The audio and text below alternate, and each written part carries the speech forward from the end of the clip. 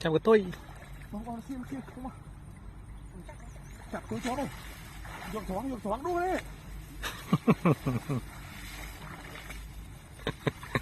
Gì đấy hết đòn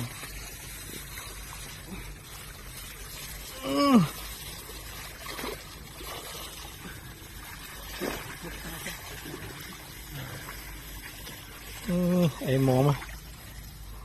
từ sạm mẹ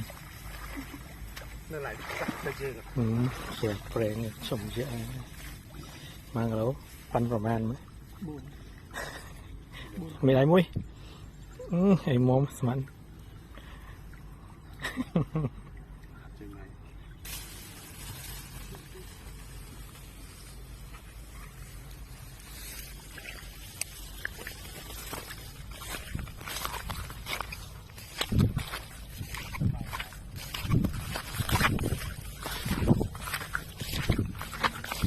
thấy vào